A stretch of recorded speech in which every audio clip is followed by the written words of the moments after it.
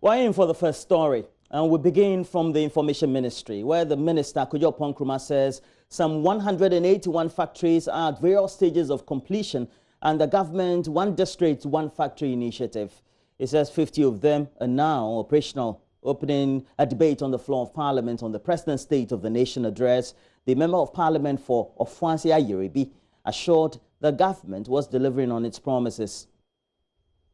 Mr. Speaker, we introduced the One District, One Factory program. The visionary Akufo-Addo targeted 275 factories at the start of this industrial development program. Our colleagues on the other side at that time in 2016 told us that that One District, One Factory program was not feasible. Mr. Speaker, by extension, what it means is that if they were in power by now, there will not be a One District, One Factory program. Indeed, there will be 0 factories under such a program of that sort. Today, as the President reports, we have 181 of those factories at various stages of construction. Over 50 of them are operational. Mr. Speaker, on any day, 181 is greater than 0.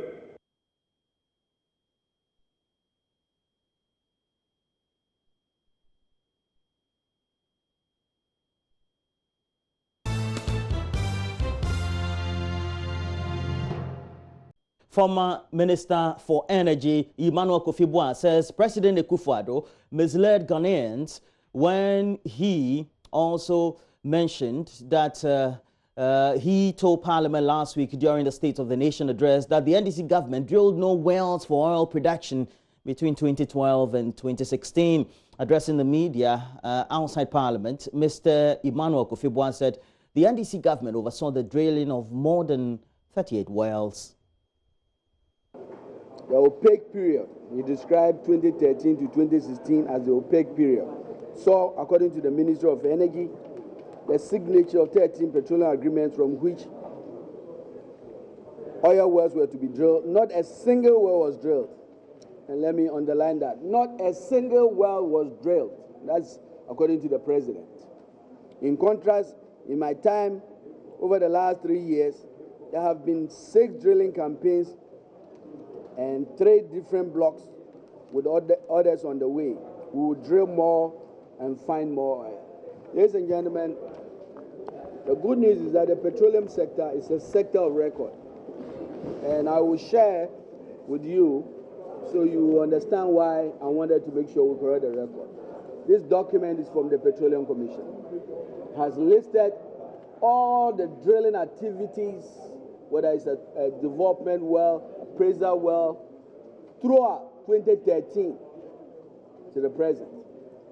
Actually, the Petroleum Commission, which is the regulator, the custodian of the upstream sector information, this is what they are saying. In contrast to what the President just stated to the people of Ghana, the Petroleum Commission has it on record that the NDC government between 2013 and of 2016 drilled 38 oil wells, 38. Not 38. And the kind of investment that went into those drilling was $2.2 billion. That should tell you a lot about the active participation of major oil companies and how active our oil basins were.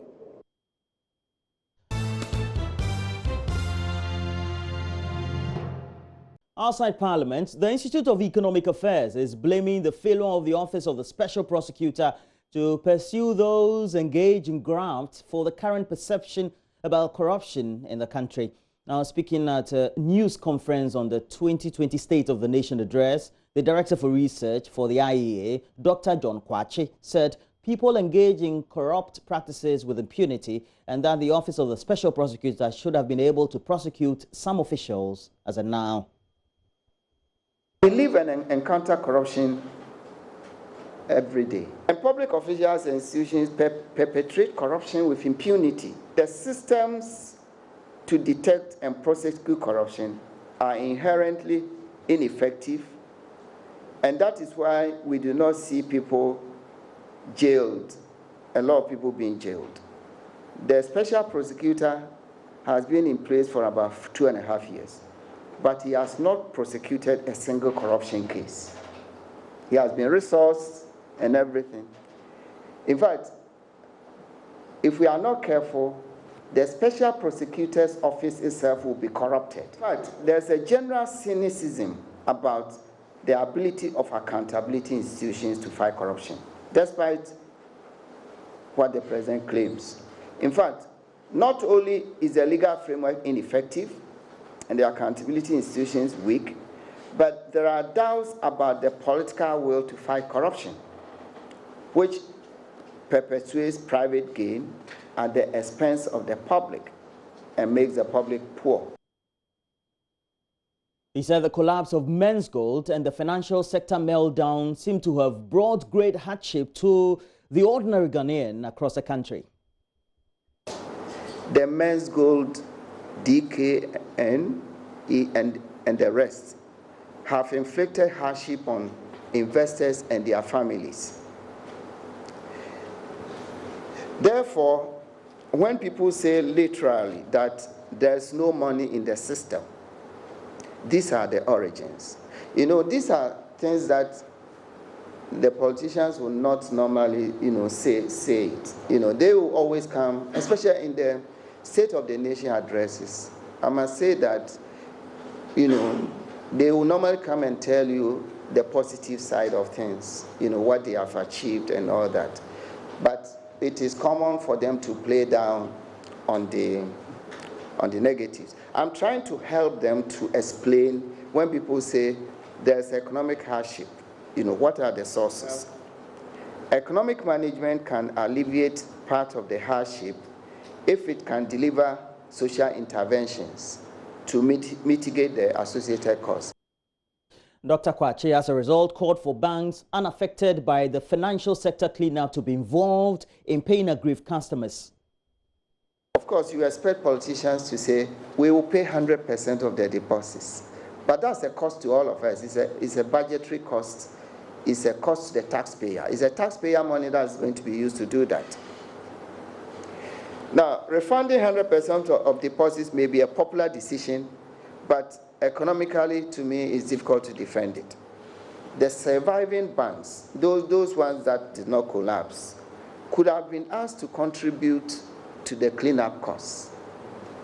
Now, this request is justified on the grounds that there is such interconnectedness within the banking industry that all banks must be made to bear some of the responsibility for the crisis. The banks are so much interconnected that you cannot say that if one bank fails, it's entirely their problem.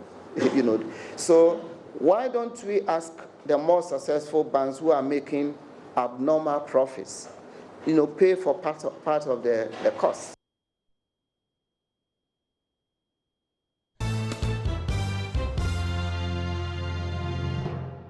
Let's take you to the Ashanti region, where heavily armed police and military personnel have taken over a slaughterhouse at Ahinsai near the Kumasi abattoir following the violent clash that was experienced on Tuesday. Now, the clash was a result of a misunderstanding over who becomes the chief butcher in Kumasi. Prince Apia was there. In our report, a number of people were reported injured.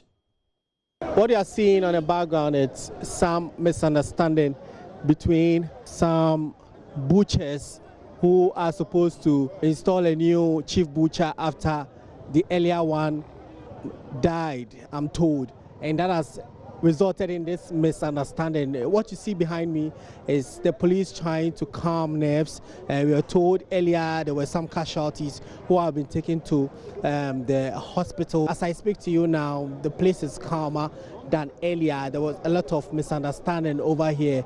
A new chief butcher who was installed 4 months ago visited the slaughterhouse for the first time today, but his opponents would not receive him, resulting in attacks on him and his entourage. I was installed on the 13th of October last year, right?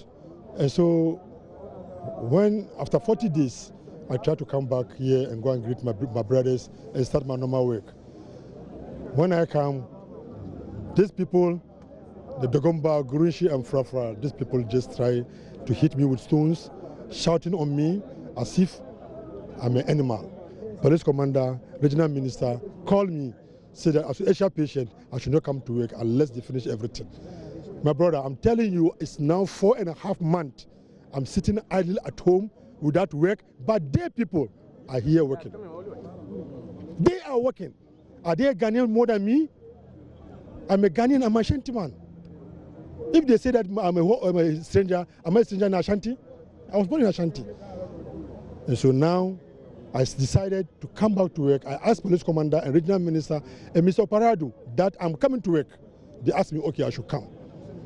They will give me an escort to come. I wait till 10 o'clock, no escort. Immediately we came in here, we greet, we entered to the car. In the car, then I started hearing stones. They're throwing stones, insulting me, this and that and that and that. Look, this is my car. They dismantled my car. Police commander asked me to come with security coordinator, Mr. Paradu.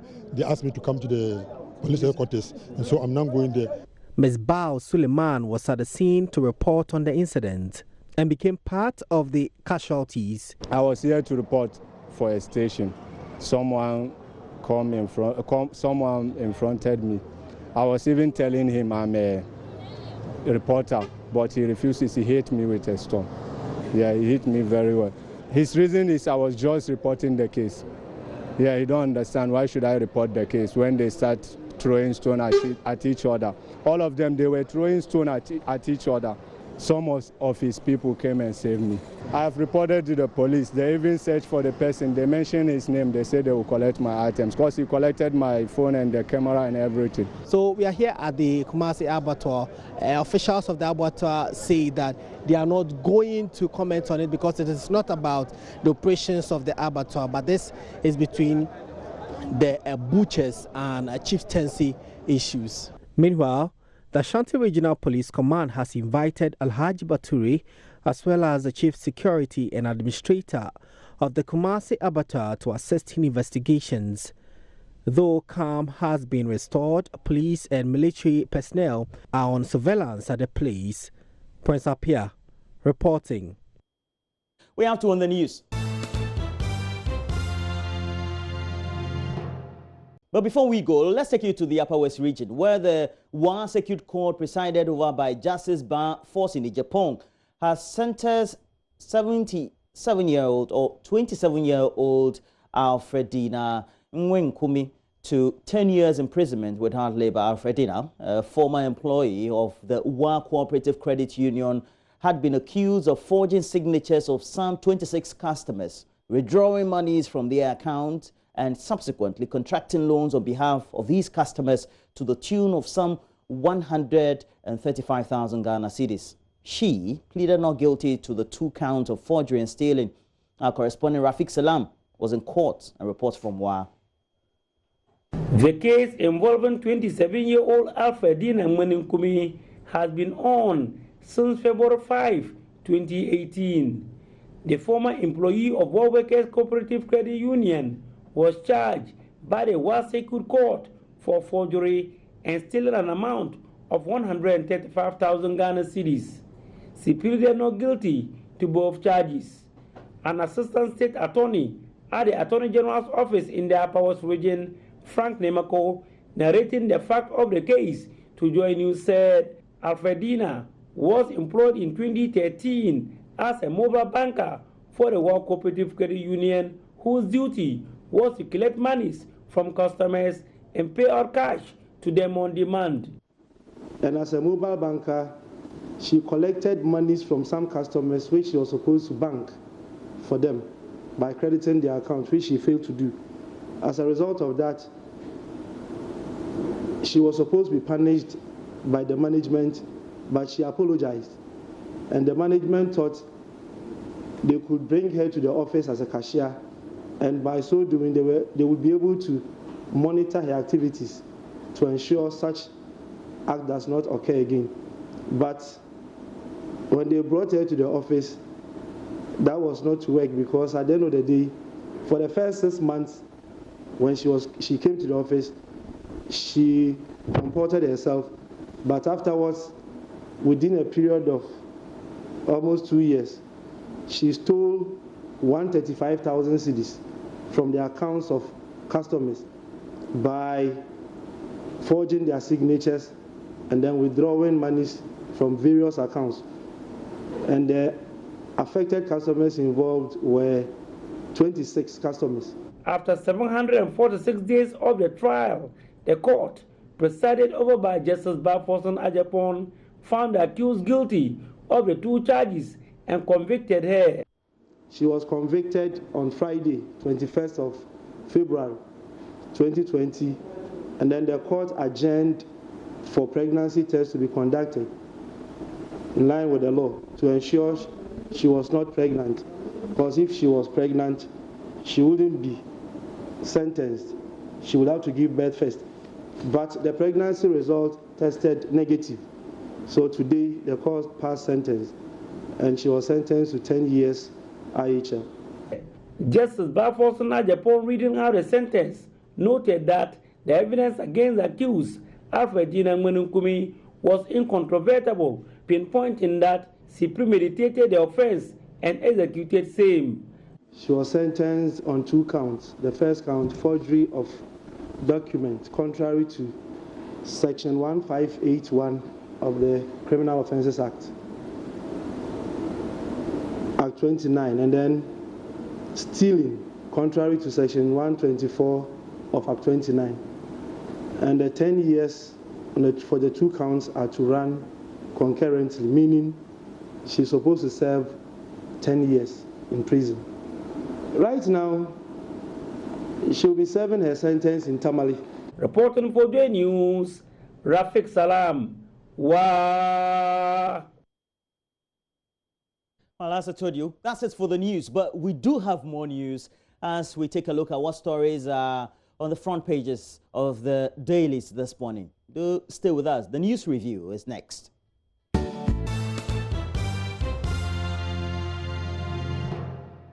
Good morning, how are you? I'm good. Nice. Today's 21 again? Can't keep my time so it should be, I guess, for the 24th? Yes. Oh, 26, no, this is 26. But for the, the whole idea is the 29th of February bonds can celebrate a birthday this year. They don't get to celebrate until every 4 years. They get to celebrate a birthday this year. Anyway, let's settle down and do the newspapers on Wednesday. It's midweek already. Is the week just running like that? Is it just me or is it normal? I think this year's running. Yeah? Okay, 2 things. Did it rain? No, at your place? Not my place. Okay, did you have lights? Off. Do you have electricity, as in power on? Yes, I had power on, but Okay. it was, I had just entered the house and it came on. Okay. Apparently, for the whole of almost a day, it was off. Something is happening. I'm not sure we've got the answers yet, or anybody is explaining what the issues are. But we have a lot of power cuts these days, and somebody has to explain to us. Can they tell us even ahead? Why do you wait for the people to experience it and complain? Particularly when the president comes out to say that it's been resolved, I think largely the related issues of doomsaw, if that is what we're referring to, has been resolved, in my opinion. Listen, it's just like, we talk about macro and micro. I don't care what the macro issues are. I'm just talking about what we face daily. Well, true. Do the lights go off? And that's what our viewers tend to concern. Exactly. So, not the big issues. So we have to make a decision in the opinion that we tend to make about whether it is a customer relations issue or customer service issue, or it's just a blatant general light out that's been experienced as a result of our inability. If nobody communicates, you leave it for people to fill in the blanks. Tell us what's happening. If you're right about that. If you have issues, explain it to us. You owe us that. Let's do the newspapers, though. We've got the Daily Graphic. Well, I have the Daily Graphic, the Finder newspaper, the Ghanaian Publisher, the New Publisher, and the Daily Statesman, as well as the Ghanaian Times newspaper. Roland? Wow. I have the custodian. Daily Dispatch, Daily Guide, and then I have Go Street Business. Okay, you've changed these days. That's fine. So let's do the Daily Graphic newspaper. Front page, delay in road projects. Institute payment policy within 56 days. Auditor General directs Highway Authority. This is one of the agencies, like the hottest right now. And it's, for the right reasons. Those who end up being on the other side of what they do will hate them for what they for their work. But I guess generally for many Ghanaians, we're excited about the Auditor General today.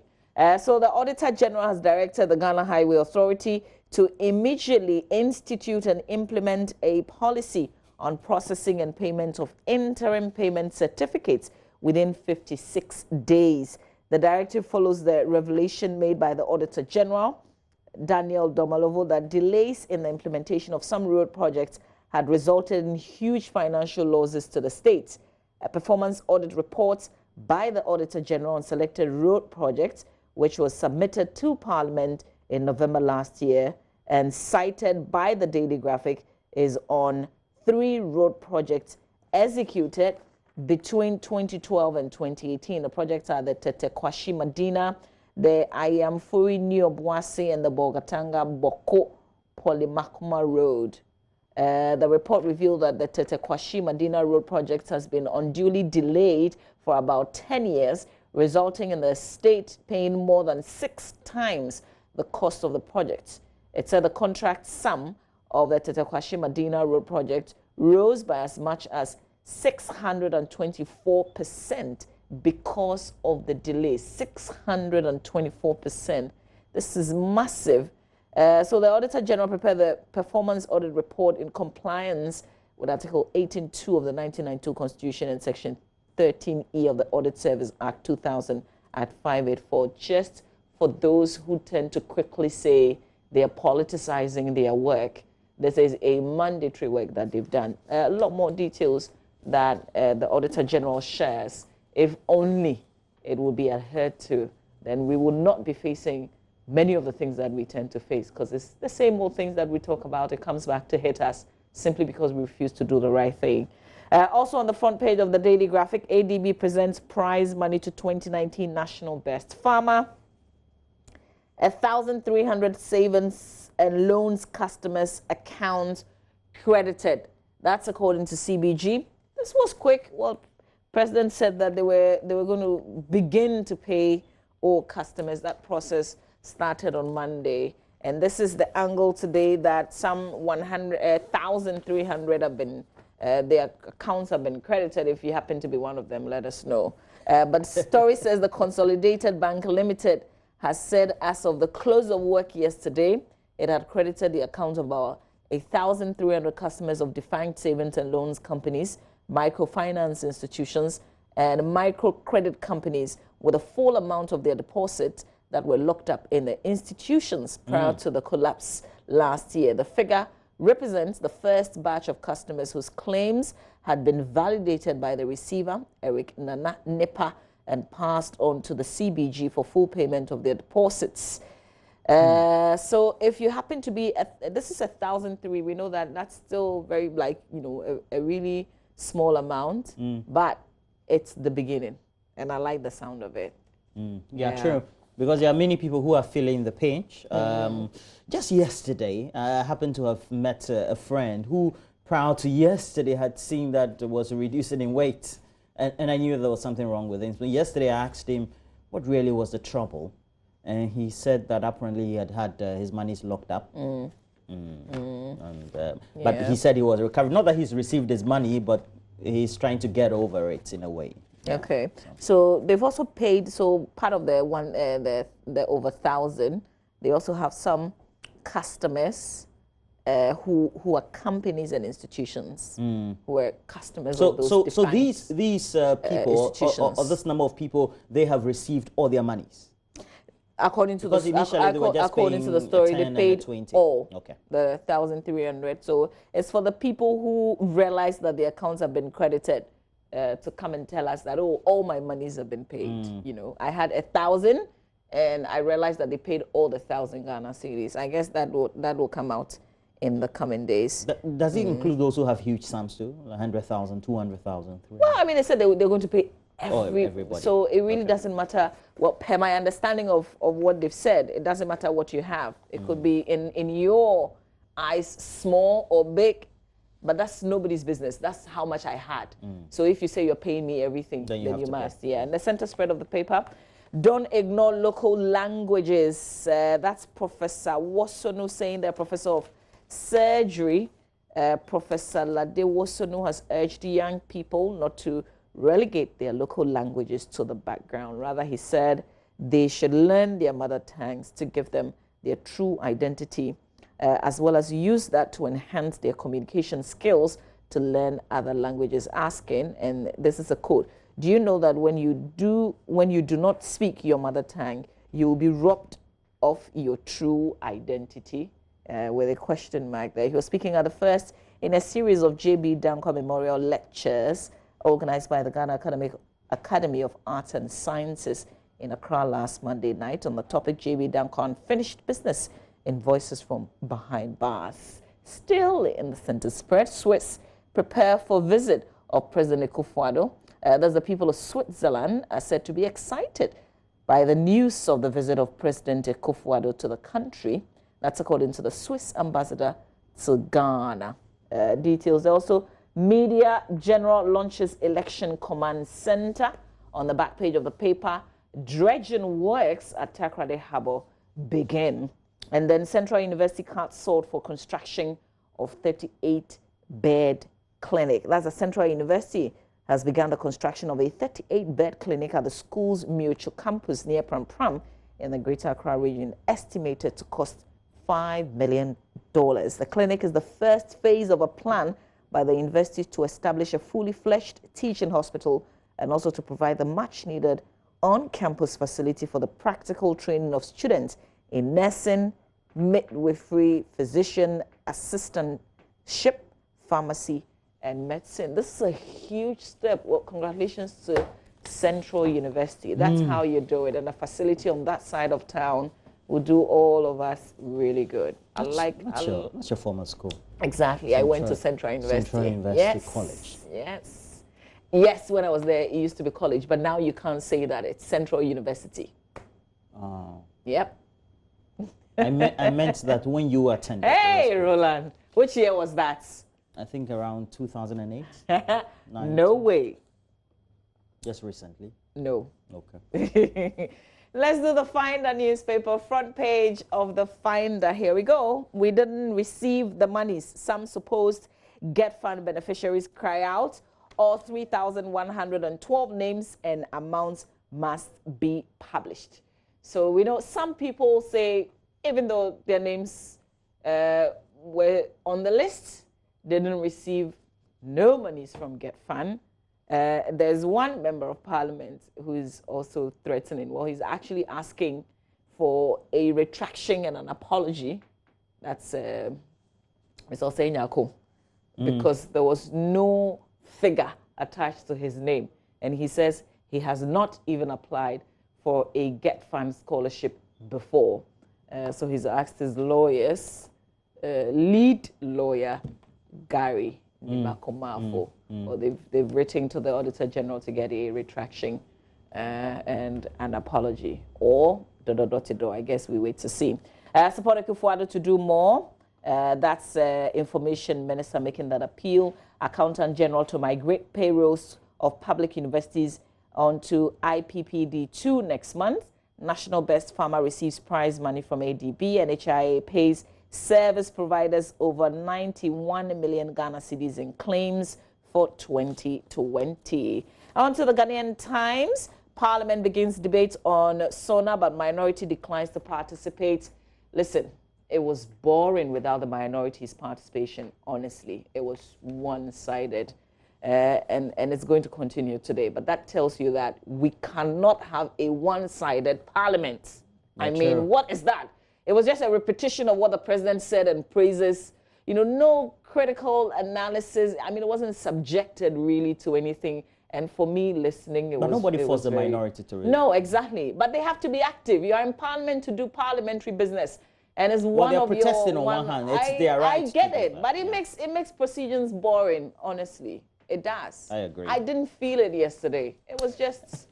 It was, nah. Mrs. Fila. That's not how it should be. That's not how it should be. But, you know, they say they want the people to remember, you know, why they are on this course. Yeah. And they want... And so they seem to have gotten your attention. Oh, yeah, they have. I told you. Because you know that you seem to have sensed that apparently debates were boring. Yeah. Because I was interested in it. You know, because we're asking, so would they take part in the debate or not? Would they take part in the debate? And some people said, okay, they didn't stay to listen, so they don't have to take part in the debate. And I said, it's not up to anybody to decide. Yeah. It's up to the minority to make that decision.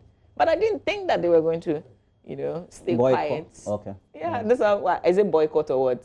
Well, I think whatever the objectives are, they seem to have succeeded. Yeah. On their side. But right now, and then also the majority also have succeeded in saying that to hell with you if you think you can. Yeah, but I think right now I have a special dedication. I've got some music I want to play. We should get it ready. It's a Shaktawale. Which one? No, it's not. Hey, did I say Shaktawale? Yes. No, definitely not Shaktawale, but it's Sakode Official.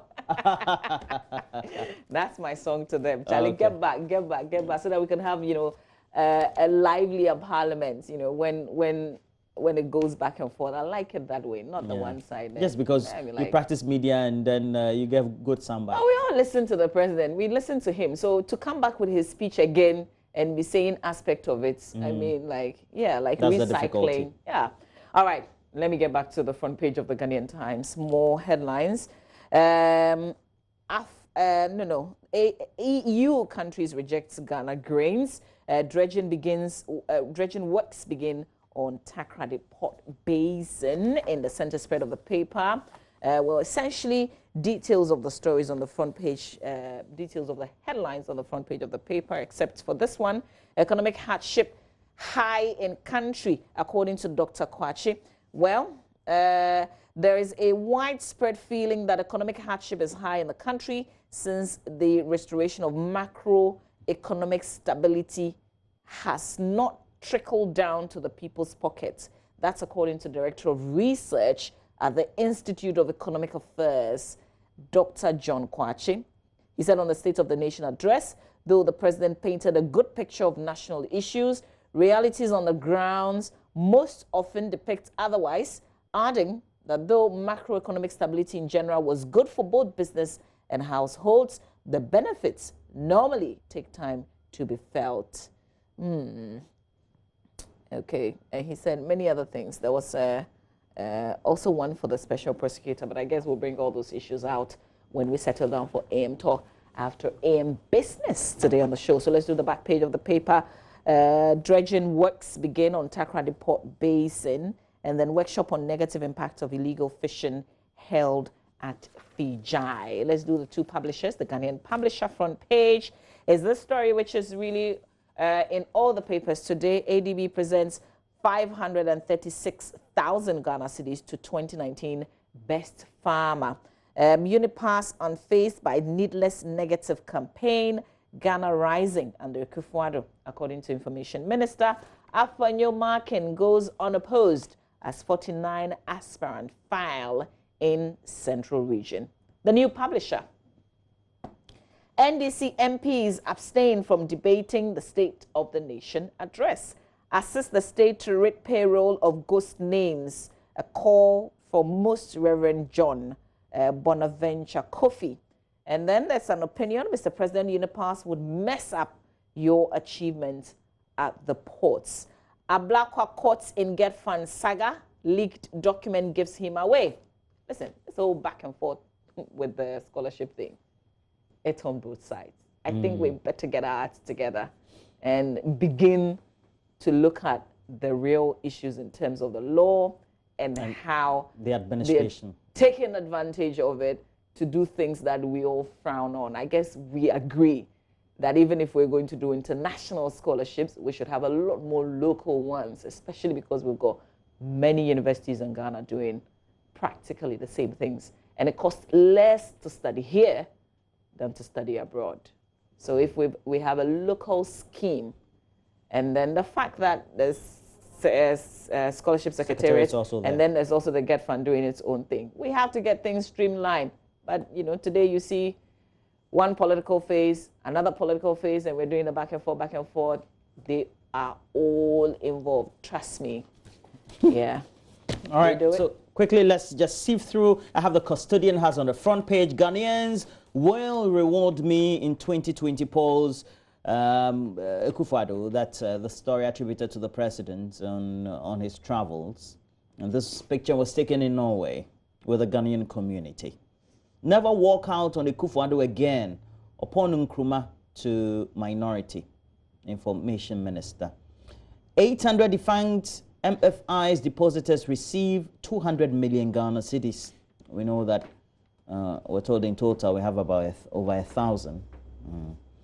Ministry of Information also begins education on RTI. That's, and then on the back page it's about Michael Jordan making tearful Kobe Bryant tribute. And it was a sorrowful night. Yeah, I couldn't bear to be listening and all, so or watching. I thought his wife did incredibly well. She was able to give a speech. Yeah, the thing is that before that day, she may have cried thousands of times. Yeah. So sometimes there's just not enough tear left in you. Yeah. And then subsequently. I thought she was brave. Except that, you know, during the ceremony, that's when news also went around that she was suing the helicopter company, exactly, for flying at the time when they said the weather wasn't good for flying. Well, we had been told, according to the report, that they had been given the go-ahead to fly. Exactly, you know, so. Because that pilots in particular, you know, had that permission to fly, and then we'll see how this goes. There's also another one brewing, but you know, let's not mix it up. We'll probably share tomorrow, maybe. The Daily Dispatch newspaper says 54 battle for 17 seats in Greater Accra. They've attached pictures of parliamentary candidates or individuals who are going to battle for those vacant, slots for parliamentary candidates. And we have Kandapa Junior, Ablekuma West, Ken Kranche, Abubakar Sadiq, who is going unopposed, we're told, Alfred Kumi, Sheila Batels, Ablekuma North, Dakon Newman, Okankwe South, Domi Kwabinya, Michael Kwe Jr., Kwame Poku Trobu. And they've all been listed on the back page of the Daily Dispatch newspaper. Please go grab a copy of this and take a look at it. Titus Glover is going with Benjamin Amashite. Carlos Ahinkra is going with Kwesi Poku, Keku, Kwesi Amuzua, and a number of them as well. So this will make for interesting reading. It's all on the back page of the Daily Guide. Let's go to the Daily Dispatch. Let's go to the Daily Guide. Has on the back, the front page, Okujeto lines expose MP charges on Domelevo in Get Fund audit. And then we do have 40 Zongo youth get Cuban scholarship. We brought this to you on Tuesday. Then we do have also no fraud in EC tender. Attached is a picture of the chair for the Electoral Commission, Jane Mensah. MPP, MPA, Brits, and DC MPs for SONA debate. Back page. My players have too much sex, and that's Gigi Bicol, the flamboyant owner of Bucharest Football Club in Romania. So is that helping them or not helping them? He knows what is to blame for his team's recent poor run. And I don't know, it depends on what you think. Some coaches advocate that players have more sex. Really? Yeah. Okay, is it before the game or before the game? Because I was going to ask to make them lighter so that they can run around the pitch, etc. But they have the time to the game. Those schedules have been there, though, or will be there. So maybe some hours or a day to the game or two or something, or some also. So it depends on the philosophy, and the experiences of the coaches. Okay, and I've been around many Ghanaian players. I mean, at the youthful level, when I used to be at TV3 back in the day, and we traveled with. Is Slightete to many of his academies in Togo, and Benin. They keep the ladies in as in they bring the ladies to the hotel. And I tell you, players have a lot of sex. You'll be surprised. Okay, wait, they have a lot but of is it encouraged? Is it encouraged? No, not deliberately. Okay. But they ignore it too. So what they sneak them in, or they sneak them in. They sneak them in. I think it becomes an issue when you're losing the matches. I think so. Okay, but if you're winning, nobody cares what you do. Yeah. Okay. Are you? I don't want Liverpool to win. Obviously, it's normal. That's why you shouldered your responsibility. You say you are injured. Master, we are doing fine without you. Stay or Uncle. Yeah. Okay. So let's do the Gold Street business. Has on the front page, Ghana set to benefit from gold price surge. A lot of things seem to be going Ghana's way over the last 2 months. In the first quarter of the year, the CD is appreciating against. But listen to the dollar. IEA. It's not trickling down. The ordinary person is not feeling all these good things in the books. There's good explanation for all this. There are good reasons why. We probably have it a may minute not trickle. to. Oh, you're not done, are you? I'm done. Okay, just a minute to do myjournline.com, and then we're out of here. It's a Wednesday, so we'll bring you AM Business right after sport. Today, if we can, or is it a wrap? It's not a wrap. Okay. myjournline.com is there. All right. Okay. Oh, so Darryl Qual with the Joy Business went on this fun trip. So it's Emirates, yeah? Is he back? Emirates Flights already? Catering. Or he's still there? Inside the world's largest in-flight catering facility. Listen, they prepare food for plenty of people. In the flight? And no, so they do this in Dubai. Okay. And they dispatch, because they've got like 100 flights flying every day. Wow. An average of 225,000 meals a day. Yep. And Darryl is sharing his experience as he went to this biggest kitchen he describes. Yes. When you were going from Ghana? Yeah. Okay. And their flights are good. Very, very beautiful. And I'm told that you should experience Etihad. And to Malaysia as well. I mean, like all the wonderful, I'm told, by somebody. Even though when you fly Emirates, it's wonderful. Yeah. It's a great experience. Yep. I don't. Okay, shall we do the rest of the stories? Or Roland just interrupted, so we're close. Ekufuado makes false claims about agri-sector in Sona, according to a member of parliament. You might want to check out the details of the story. And NDC MPs abstained from debating Ekufuado's State of the Nation address. Planned maintenance by ECG to cause doomsday in parts of Accra. Shame on you. They make us experience it, and then they come and say, planned maintenance. So you knew you were going to do something. And you waited for the people to scream and cry. Hot audio. I don't mind sacking all of you and starting afresh. Who said that? Who said that, Roland? We told you. Sack all of them. Doctor. And start afresh. Kotoko Abre. Here's an opinion. The carnage on Ghana's roads. Time for common sense solutions. That's one for all of us. Martin Amidu declines to investigate thievery and corruption allegation by ASEPA, and I'm sure if you've been following the news, particularly yesterday, then you know that he's declined that office. And here's the explanation. A review of your letter of complaint, however, has led this office to the conclusion that the facts and conjectures upon which you underpin your complaints do not raise any issues of corruption and corruption-related offenses as narrowly defined under Section 79 of the Office of the Special Prosecutor Act. That will be opened up in AM Talk, Roland Walker. Yeah, we have to go for sports, but today is your birthday. John Hanson, you're known as Hansonic from Hansonic Multimedia Links, Cape Coast. Today is your birthday. Please go to Capitol Hill or perhaps the Royal Ridge Hotel and go and eat better lunch. I beg you. But enjoy your day, my friend. A segment of the AM show, which is on every Wednesday, courtesy EcoBank, the Pan-African Bank. Now, having escaped a near delisting from the Ghana Stock Exchange last year, the managing director of Cocoa Processing Company says the company is working its way to profitability. The introduction of 19 new varieties has boosted the company's fortunes, cutting its losses by some 48%. On AM Business today, we hear from the managing director, Nana Ajeni Boateng, on the states of the company and its new ventures.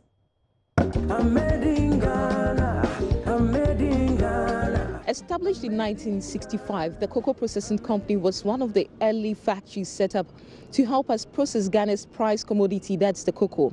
Now, right here at this factory in Tema, two key things take place. That is the processing and the confectionery. Now, the processing ensures that the cocoa is processed into semi-finished products like the cocoa powder, cocoa cake, the liquor, and the cocoa butter. Whereas the confectionery section gives us the finished product, which is our chocolate bars, the cocoa beverages that we have, and many more. So we are going to get an update on the status of this particular company and delve more into their new side, which is the artisanal side of chocolate processing. And we see this institution as very good, and we rolled out our program, and that's why we think that we are here.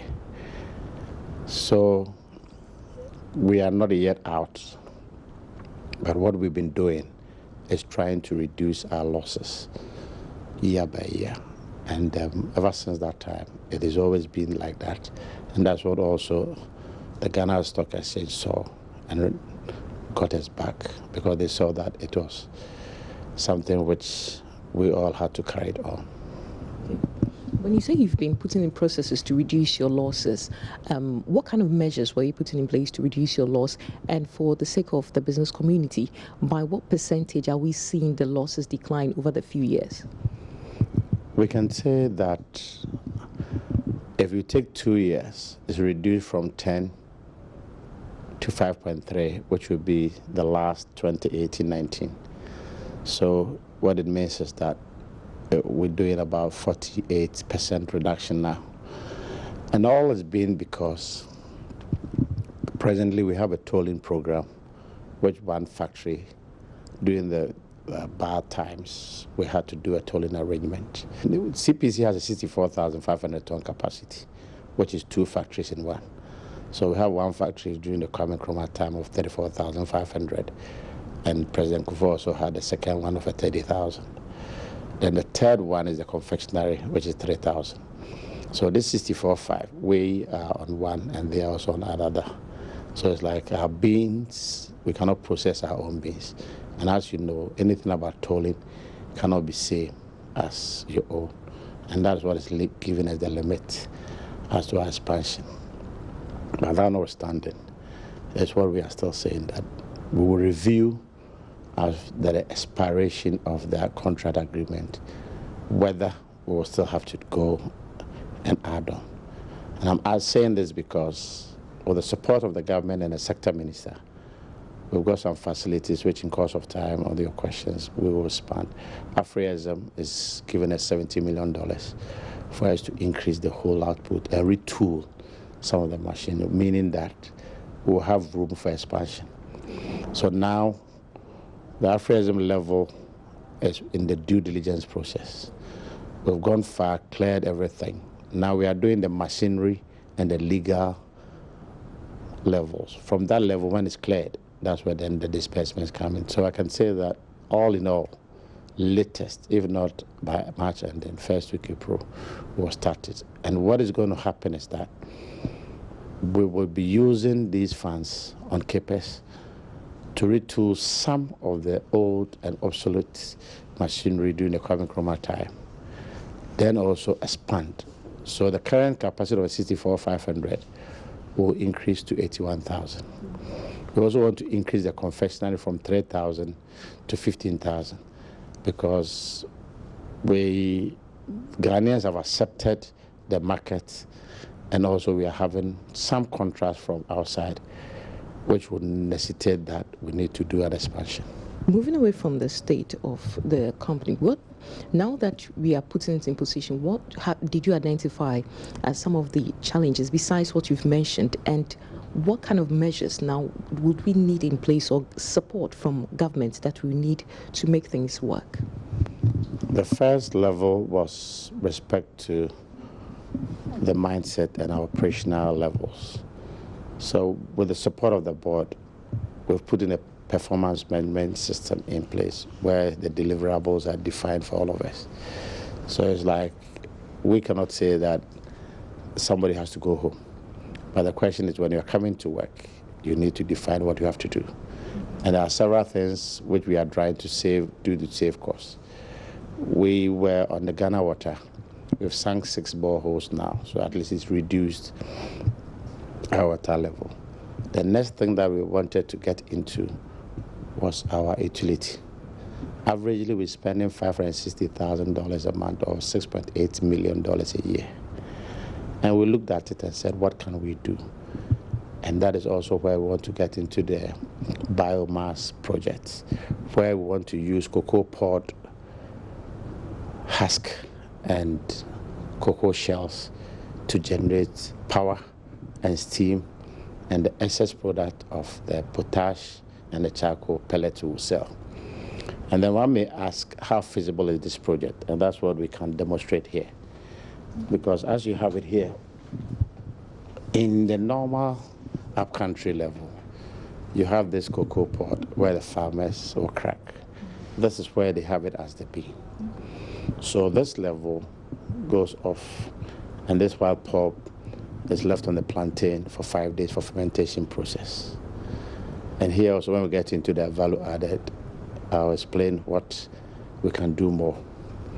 So this thing is just left in the upcountry on the farms, and it gets on as a natural fertilizer. But the question is, do we have something that we can do? And we say yes.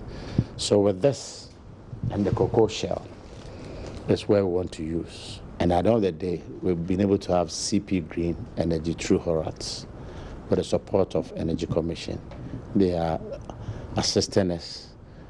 And we've done the interview for consultants. They are going to do the due diligence. We've started with the geotechnical engineering on the soil. When we are through with it, this 14 million will be doing $414,000 every month against the 560. In 5 years' time, when we pay off the facility, the only cost will be the collection of the pots upcountry to us, which is another job creation. So that is where after 5 years, we'll reduce our cost of operation by 63%. So instead of $6.8 million, it will come to 2.5. The President has highlighted a lot of value addition for our Ghana Beyond AIDS agenda. Can you tell us more about this factory in terms of value addition and what more you intend to do to contribute to this Ghana Beyond AIDS? Here, we took up the challenge of the Ghana Beyond AIDS and the value addition as a practical test case.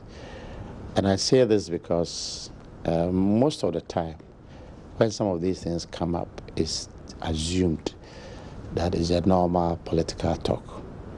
But with a greater respect and for this opportunity, I just want the whole world and Ghanaians to accept and let us all walk in the same direction. Reason being that if at the end of his term, whoever comes to take over, if we all guide it up, it will help everybody. So the question that comes up is that, what are you talking about? CPC or Ghana Beans is the institution with the only single origin. Any other product elsewhere is not from one country. And so if you have a premium of a product, then we all know what cocoa is about. That means that you can use that advantage and do more. Then it comes up to what is it of acceptability? Because what is it, that brand, that when you get it in the market? And that's how we rebranded on 13th December. So here, as you see these products, is where we're talking about it as the same artisanal chocolates. This artisanal chocolate, for the purpose of this interview, for which I will not mention any names, is in ranges of 18 billion to 20 billion revenue for some countries. And so we said, what is it that is here that cannot be done? When we took office, we as part of our program wanted to do the cocoa entrepreneurship, that is training them also to get into the market. But the per capita consumption of Ghanaians made it not too much. So that's how we took up the challenge ourselves and ordered. And now we are creating employment for 40 SSS students doing 2-shift system. So the branding now, as you have it here, can match any product anywhere. The other product also is the exotic nuts. Because like somebody will say that, oh, I have chocolate of almond, I have chocolate of walnut, I have chocolate of macadamia. So then it's also here. So you go to any supermarket, we can match it. Then we said, can we bring it out in this kilo form of this same 9 flavors? So as you see it here, this is caramel, this is mint, the red one is Irish cream. You have white chocolate with nibs, milk chocolate with nibs, strawberry, ginger, coffee. So these are all, that is what we said, that anything outside, stop importation, you can have it here. And I can say with pride that it's been very well with us. So like earlier times that one will order for hampers, we are having here. Then we came up with a challenge of also adding up with the only one that we had of the peanut. So here now we had 6 different variants, where also as a value addition, we are using tiger nut and peanut. We are using cashew and peanut. We are using hazelnut, we are using almond, sugar-free. Reason being that CPC is a family table, so that from the toddler to the old man, when you get to the table, there should be something for everybody. We got here into the dark chocolate, and also in some countries, the highest as at then was 65%. So now in the whole world now, CPC is on the 90. So when we go now here, it's then also on packaging. So just like this can compare. Somebody will come up and say, white chocolate. And I say, what is it about white chocolate? So that's what's also here. So all in all is where we break down also to these levels, where, as I said, is the family table. So we had this all-time drinking chocolate. That is when you're in the formative, we need the potassium, manganese, and all these things. As you grow, then you're looking at your sugar levels. So this is also with the low sugar. We also had the coffee addicts. Who is it? I'm a coffee addict. Okay, we can also do cocoa with, because the bottom line is that we just wanted you to understand that continuous consumption of cocoa is for life. When you have the bean and you get the nips and you press, it is cocoa butter and cocoa cake. This cocoa butter is in threefold: the cosmetic, the pharmaceutical, and the food. So like the Palmer's cocoa butter and the fresh that you are bringing is from this. Then also is this with respect to the curvature. The curvature is like the primary stage of a first product activity, which we do, and we also want to break it down to those who are also into the confectionery. And we are saying that those that have come to train here and they are doing chocolate on a small scale, at least when you walk into any of this, you can buy this one and you can do your own pastries or chocolate at home. So this is how we launched it in that small level, so that at least we can allow everybody some levels of affordability, and then we can have all that money here, which can also create jobs. What kind of revenues are we seeing that the confectionery side generates for the company, at least, let's say, on a monthly basis since it started? I'll talk generic. And here also is to support the cost of the value added. Because one will look at it and say, 10 billion to 120, oh, you people, it's not true. But I will not speak for anybody, I'll speak for CPC. Nationally, 4,089 tons of cocoa beans when you sell the beans. Even now that Cocoa Board wants to get into the LID system, granted, we're admitting that even if the price is, say, 2,008 or even 3,000, what it means that we'll sell these beans at $12 million. This same 4,089 tons beans, when it's processed into this tertiary level, will be able to do 5,000 tons of chocolate and 5,000 tons of drinking chocolate cocoa powder. Here, the 5,000 tons chocolate, which I sell here, including tax, and the cocoa powder, which I supply the schools through national buffer. Total, if I should have that 4,000 tons beans to process as a bean to bar, it will be equivalent revenue earning to CPC for $52 million. From $12 million to $52 million? Yes. So if all of us should agree and decide that CPC should do a bean to bar, what it means that 81,000 tons capacity now will be times 20. So 20 or 52 will be 1,040,000,000 against 12 times 20 of 240. So 240 will be 1.1 billion. So what it means that gross CPC can get the money that we use to finance the whole 1.3 billion. And there are some factories like that that are doing bean to bar for 64,000. So this is how I want to use these opportunities, that the Ghana Beyond Aid, or the value addition, it is something which all of us must embrace, so that be as it may, whoever comes, if we all have it like this, we all accept the package coming into force of the AFTA, the African Trade Commission that is coming, which will rather give advantage to local processors against others. By the time maybe July, August, that we would have gone through these teething processes, and then we rather will have beyond advantage. But then what the question would be acceptability. So if now your product is there, your product matches the international, it is within the certified certificates, that means Ghana is the winner.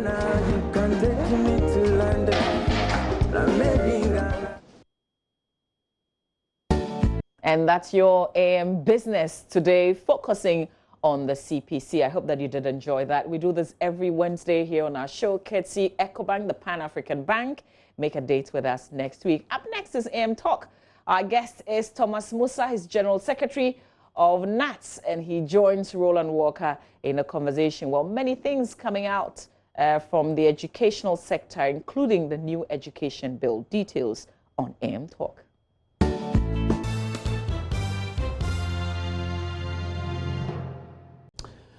Since last year, we've had sent to Parliament a new pre-tertiary education bill. It's raised a number of concerns among teachers, and especially their parent bodies, the teacher union. So we have NAT, that's the Ghana National Association of Teachers, NAGRAT, the National Association of Graduate Teachers and Concerned Teachers Coalition, who have raised relevant issues about sections or portions of the bill. And ultimately, if passed into an act or law, could have what they call certain ramifications.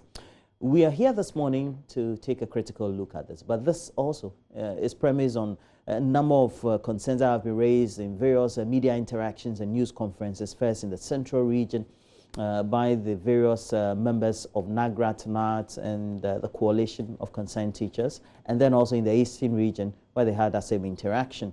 So we decided to bring into the studio for us to have a number of these conversations. Thomas Musa is the General Secretary of NAT. He's here, who would also have some great conversations with NAGRAT's representative. Thank you for joining me in the studio. Thank you. But this is called the Pre-Tertiary Education Bill? Yeah. Yeah. And relevantly so, we're told this is going to advance education, especially at the pre-tertiary level. And for you teachers, you should be comfortable. What are some of the concerns you have with the current bill? Yeah, thank you very much, Roland. Before I start, the teacher unions here, we have 4. We have TEU there with us, so you mentioned the 3 without TEU. Okay, that's the parent union. Yeah, so okay, we need to include TEU there. Now, to this, and also let me take this opportunity to greet all the viewers and for the opportunity to clarify 1 or 2 things per the issues that are coming forward. Now, to the substantive issue, in the first place, this thing came to us as a surprise because even though we saw it in the budget, our understanding was that there will be some kind of engagement, and it came to our attention that the bill was already in Parliament. The pre-tertiary education bill was already in Parliament, and we raised concerns, and I remember we even held a press conference clearly on it, and based upon that, the Interministerial Coordinating Committee invited us to access of our concerns. We met at Alisa Hotel. We laid bare all our concerns to them, and they said that we told them in the first place, the bill, we don't even have it. So they promised making the bill. But you could have gone to Parliament. Because, for example, when I wanted the bill, I just went to Parliament and the bill was available. That is not the issue here. Is that when stakeholders are dealing with one another, it must be done in good faith. We don't want a situation where we go and get our own document to deal with, then later somebody will tell us, look, we got it all wrong. Is that possible? This is a legislature for the whole country. And it could have also been better on their part, the people initiating it, than being a major stakeholder or stakeholders in education. Get us a copy of the document or copies of the document. Let us all discuss it so that we can move in the strength of one another. In fact, that is the whole essence of social dialogue and engaging in good faith. But that didn't happen. So when it came to our attention, we held a press conference. The Interministerial Coordinating Committee invited us. We started the engagement. We were committed to it. Then finally, the Parliamentary Subcommittee on Education also invited us. We went, in fact, we submitted our submission on our concerns on the bill to the Speaker and subsequently to the Education Subcommittee. We met and discussed. We met first on the 4th of February 2020, then subsequently that's February 12th. That was when some issues came up. And that issue, the chairman of the committee directed that we should go back to our mother ministry, that's the Ministry of Education, to resolve all the outstanding issues that we have regarding particular area of policy. So when we finish, we report same to them. And when we came back, we wrote to the Speaker, on the Right Honorable Speaker, that they should stay at the court proceedings as we engage our mother ministry to resolve all the concerns. And we are also happy that for the President has also added his voice to it about engaging the ministry. And you're talking about what he said in this recent State of the Nation. In the State of the Nation's address. To come to the substantive, I mean, some of the key things in the bill. Now, if you look at Section 36, Section 36 provides that in the coming into force, or when this bill becomes an act, what is going to happen is that all teachers will now be moved or be transferred to the assemblies, and then they will then become the employees of the assemblies. If you go to Section 31, it provides that the assemblies will then appoint the head of the director, in charge of education. Now here they call the person the district officer. They call him a district officer under the bill. And aside that particular one, it means that the local government will appoint the district officer in consultation with the Ghana and with the education service. We all know that consultation is not something that might happen. Then from the Section 32, Section 31, you come to the Section 32. Section 32 provides that the district officer so appointed by the district assembly, in consultation with the education service, will appoint teachers and head teachers. Will appoint 32. Section 32. 32 basically talks about management of secondary schools. No, Section 32 of the bill. That is a new one. When we went to Parliament, they have done some corrections to it, because they gave us the one, because the current, we have a lot of them, and the subcommittee on education, they have done series of work. So they gave us the one that the work they've done on it. So if you look at Section 2 of that particular one, you will observe that it is saying that when the local government service, which is the district assembly, would appoint the district officer so appointed. The district officer so appointed will appoint, or in consultation with the education service, will appoint head teachers and teachers at that particular level. When that happens, it means that the contract of service for teachers will then be done at the district level or at assembly level. It means that all the... How is that different from the... See, the current one is that we have a centralized system of employment. In fact, we have two key things. We have a unified condition of service and a unified teaching service. This is currently what is operating. And this system has been there as far back as 1951, or even more than that. If I will go down memory lane, based upon the question you have just asked me, around 1951, even before that, I don't want to go beyond that one. In fact, there were some kind of challenges among teachers and all those things. So the Kwame Nkrumah, under the Industrial Relations Act of 1958, brought all teachers together. And if you look the Education Act of 1961, specifically Section 3, you will realize that they created a service we call the Service Committee, where the conditions of teachers were placed under the Ministry of Education, with the Service Committee advising the minister on issues of condition of service. This was further consolidated in the year 1974 under what we call the Ghana Teaching Service, under the NRC Degree 247. And it was further consolidated, it was further strengthened in 1975 under the Ghana, which was changed to the Ghana Education Service under the NRC Degree 357. Now, if you, in 1982, the Ghana Education Service Council was dissolved under the PNDC Law 42.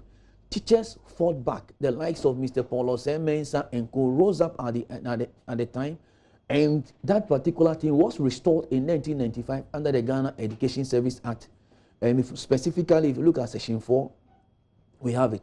So the current bill, what it seeks to do is not disintegrate teachers up to the district level, where out of about, I think about 272 district assemblies that we have, each of these assemblies will become employer. All of them now become employers. It means that we are going to have 272 condition of service, scheme of service, because if when you are talking about the condition of service of teachers, we have three main components. You are talking about the scheme of service, you are talking about the code of professional conduct. How is that possible, knowing that the conditions of service are so established by the Ghana Education Service? Yes, because will then be running through the various because sections, you see, because at the district level. Because under the labor law, specifically Section 8 and 9, he who employs you will determine your condition of service. Because the employer he employs you, he transfers you, he disciplines you, he can terminate your appointment. But you do know good. That the various MMDAs are just a sub-arm of the general governance body of our country. But per this particular arrangement, I've already pointed out sections 31 and 32, and even section 36 makes it clear that when they are transferred under the assemblies, their condition of service, specifically section 36 says that they are not only, you are not transferring the physical human beings, but their conditions and other related matters all will be transferred under the assembly. When that happens, I've seen that now. So it means that you can no longer be an employer of the Ghana Education Service. That is the implication. And aside, you see, once you cannot be an employee of the Ghana Education Service, anytime you want to move from one particular district to the other, you will have to tender in your resignation, because the other district that you are moving to, that district is not your employer. Because that particular, the new district where you want to go, they have their own scheme of service, they have their own conduct. No, is it not true? The current system also means that there will need to be a letter that you need to receive, that there's a placement at the next area that you are interested for posting. And then also there need to be that vacancy there. And here too, there will have to be a release letter. Is that not how it works? No, see. The current system. That is the current system. Under the current system, the districts will have to advertise the vacancies they have, whether in mathematics, English, the areas, the classes that are available. You then have to place the need that, look, we need this number of teachers. It goes through the region to the GES headquarters. Then based upon that, GES headquarters will then go to Ministry of Finance to seek for clearance. That, look, per this particular financial year, we need to employ these categories of people, okay, to fill the existing vacancies. So what is going to, a Ministry of Finance will then give clearance to the GES, so that the GES, then the transfers and the recruitment and all those things could be done. With this particular arrangement, each district assembly will be doing the transfers, each district assembly will be doing the recruitment, each district assembly will determine its own thing, because each district assembly will become employer of all the of teachers in that particular district, with the power to transfer, discipline you and terminate or dismiss, dismiss you. At what point in time did you, the teacher unions, get to have a mindset, whether it's through your own conspiracy theories, that these processes could be politicized, either now or in the future?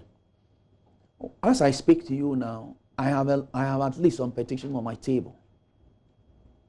Look, there was a teacher, let me give you the current one. There was a teacher during our strike action recently, which we declared in December 5th, and we started December 9th. A teacher was alleged to have made a statement in one of the regions. As we speak now, this... What type of statement? That he has made a statement that, to the effect that, accusing somebody. You let me. I want to leave the names now, because this. So we're talking about the substance of the statement. Yeah. So that he has made. Is it a political statement he made? Or no, that he made a statement of, I think, an insult to one of the the people involved in the management of education, and that it was brought up. As we speak now, per our system, the teachers elect their leaders. And so when the moment you are transferred from the district to where you are, you can no longer hold that particular position.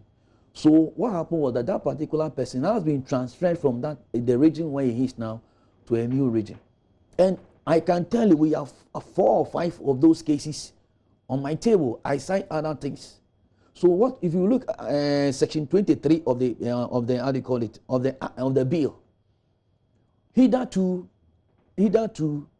the officers at the regional level and all those things, whenever there is an advert, it is put out there, you apply, it goes through the GES, the GES Council, the Public Services Commission. Even for the director of a region? Yes. Yes. Up to the director of the region. It goes through up to the Public Services Commission. I've gone through the current bill. It says that the appointment is subject to... No, the current, look at section 23, the one that we had from Parliament. Yeah, I know. Points to the fact that... It says that the president... You shall appoint. So what is going to happen? What are your fears there? You see, the president shall appoint in accordance with Article 195 of the Constitution, appoint officers necessary for the proper and effective performance of the functions of the education system. Exactly. So this one... These are where your fears lie. You see, this... exactly. And this particular one, you see, this one, as it stands here, it will be done at the Regional Coordinating Council because it's not standing alone. Because the president will directly appoint people. Now, so your fears is that it could be a replica of the district assembly. Certainly. And you have fears that it could be subject to political abuse. It is not that we are afraid. It is happening where, because of the winner takes all system. Why is it that people are complaining? Can you imagine in a region? Look, once the president is appointing the officers in there, what is going to happen is that, and you know, this is not something we can run away from. The president is now directly going to appoint people at the regional level. What else do you expect? In the bill? In the bill. Which officers and from what level? The regional director, and his deputies, and other officers. That is what is stated there. And can you imagine that? And this appointment will not be done directly by we all know why, because the president has the mandate. The president will put the regional minister. Most of this appointment will certainly be done by the Regional Coordinating Council. Is there a possibility that you have fears that somebody could be appointed who doesn't have the track record in education? It's just a political appointment. And aside that one, it will amount to the politicization of the Ghana Education Service, and the teaching profession would be gone. I don't understand. What is going to happen is that, look, when the president is directly appointing the regional director, if you look at the bill, the person need not be a teacher. It doesn't state it. Yes. I've gone through the bill. It doesn't state it. Yes, the person need not be a teacher. And you cannot compel the president or compel anybody that the person that this particular function will be delegated to. You cannot compel the person. The only thing is that you need to have a regional director, have his or her deputies, and other officers. That is the position of the bill now. And currently at the GES headquarters, we have something like that. I don't understand. Yes, at the GES now, there are, if you look at the top structure. In the top structure, now, you need not be, the people who have been appointed, not all of them are teachers. Hitherto, they were all teachers. Yeah. But now, if you said they are not teachers, if you mean they are not educationists? No, they don't. They are not professional teachers. No, wait. You are saying they are not educationists? Yes. Okay. Let me give you because being an education doesn't mean that you need to necessarily be a teacher. Good. You see, the thing is this. Hitherto, when the service was created, to enable to get to that particular place, because it's a professional kind of body, the understanding, let's get the professionals to manage the own. You need to have had training. Yes, and experience. Exactly. But for some time now, at the GES headquarters, some of the appointments now is directly done by the president. Like which appointment? No, the director general. That one we don't. That one is a political appointment, and together with his or her, with the deputies, That's a political appointment. But so far, that's a political appointment. Contrary to what your fears would be for now and the future, so far the appointments that have been made are people of with the caliber and the experience in education. Please, let us be mindful here. You see, we are talking about... We've had Alesetenyo before, we've had the current one. All of them have been at some level, had experience at some level in education. Exactly. Currently, we are saying that, you see, I don't want, you see, it will be unfair for me to start mentioning names of people. No, don't mention names. Mention positions. Good. I can tell you that there are people now at the GES headquarters who are not educationists, but because of the background of their training, they've been brought in there. Wait. Are you getting it? Please distinguish that for me. What I mean is, to take for example, normally... if somebody, let's say, has an engineering certificate or good, they can bring you there, because the thing is that... Is that the situation you think you are experiencing now? Yes. You could be brought there, because that is an appointment that the powers that be... So let me ask you, let's say somebody has experience in general administration. You can be brought to an education service to work. Please, you are dealing with a professional body. Let me give you an example. You mean? Let me give you an example. If you win human resource and general office administration, being at the hierarchy is different than any other. Exactly. Body. See, if you have, look, I have not done any other work since 1989. All the work I have done is teaching. And normally when you are going into the classroom, a professional teacher goes into the classroom with three main things. He looks at what we call the cognitive aspect, the affective, and the psychomotor domain. The teacher is not somebody who will just pick book and walk into the classroom, no. When the teacher is walking into the classroom, and when the teacher is writing his lesson notes, he writes his lesson note with three main things behind what he's doing. That's not the administrator. Good. So when the teacher knows that he's dealing with a human being, he knows that he's dealing with a human behavior. So when he is going, and he also knows that the children there, they have what we call individual differences. There are some who are slow learners, and not all of them could end up remaining in offices and all that. So we have three main things. We have what we call the affective, psychomotor, and then the cognitive domains. These three domains, a teacher will make sure each and every one of them they are touched. The reason being that we cannot expect everybody to become a doctor and all that. So please, it is very, very important for us to appreciate that when it comes to the issue of teaching, that is what we are saying, that this is an issue that we need to be mindful of, and that teachers are concerned about. Okay. We still have Mr. Thomas Musa, General Secretary for the National Association of Teachers, and on the line is Dr. Clement Apark, a Deputy Ranking Member for the Education Committee. Good morning to you, Dr. Clement Apark. Yes, good morning, Roland. Good morning to viewers and the colleague on the other side. Okay. Now, you are aware, as a committee, of the concerns that the teacher bodies are raising in relation to the bill that your committee is looking at? Yes, we do. As a matter of fact, as a result of the concerns that were being raised, I remember that the committee had engaged the teacher unions on at least 2 sittings. And it came to a point where it was clear that the concerns that were raising, those were not concerns that the committee had the mandate, or if you like, was clothed with the authority to deal with. So it was then suggested by the leadership of the committee that the teacher unions would have to bring their concerns to bear on the sponsors of the bill. And it is very important to indicate that in our system of governance, and the way our parliament is structured, it is the executive that, brings bills to parliament. And that is usually done through a particular ministry, and in this case, the Ministry of Education. And so, yes, there are concerns I believe are legitimate. I know many others who believe are very legitimate at the committee level, but the committee didn't have the capacity to address them.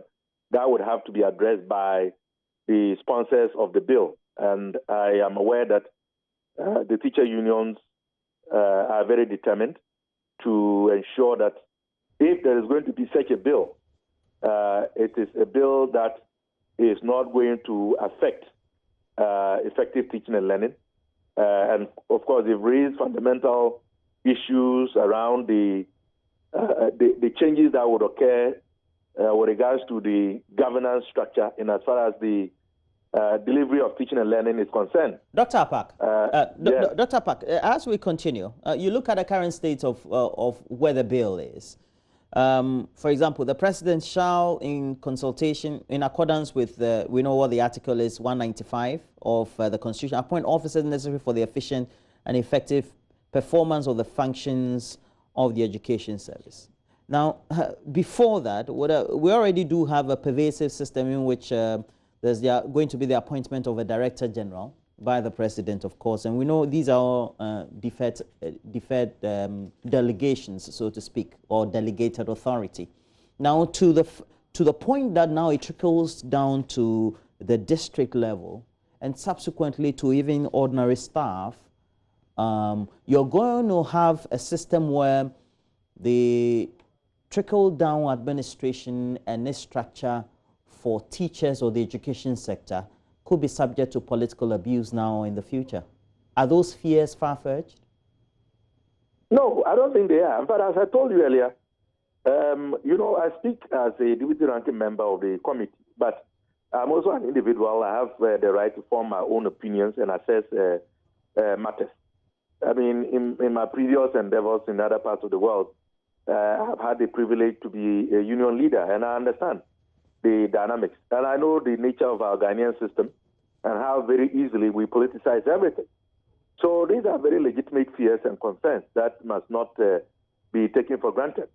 And I was even making the point of the structure that is being proposed in the bill, where, you know, if it is the way it is now, it is going to be the case that certain segments of the teaching population will be reporting to a different tier of our political structure or hierarchy, and another also being supervised by a different tier. All of these are, you know, serious matters that naturally should concern the teacher unions.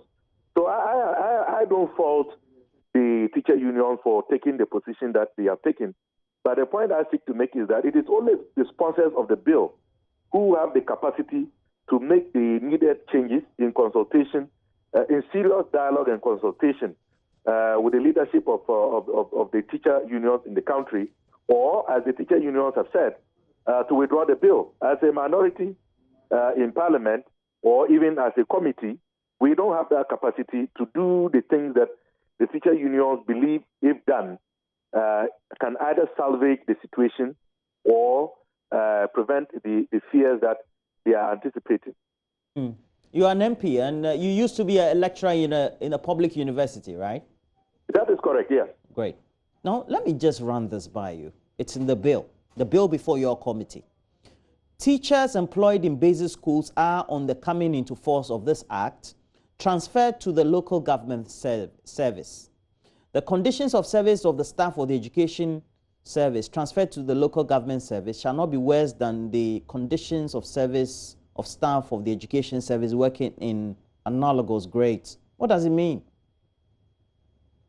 Well, these are all the issues that are drawing attention. I mean, it is not very clear. But simply put, if we are going to take it on face value, and that is why I keep referring to the sponsors of the bill, because those who sit down to craft these things, they are motivated by certain factors, they are informed by some pieces of information. Sometimes they may claim that some research has been done.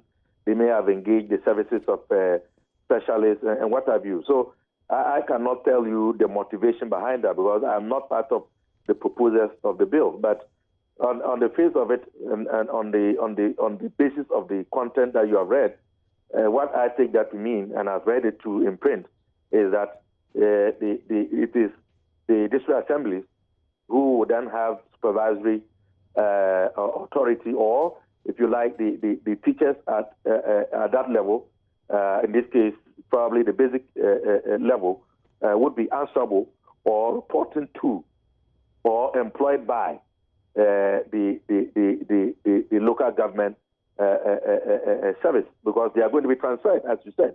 So immediately, if this were to come into being, they will be transferred. But subsequently, that would then mean that would be how they will be recruited as well. It will be done at the local level under the auspices of the district assemblies. That is the way I understand what you just read.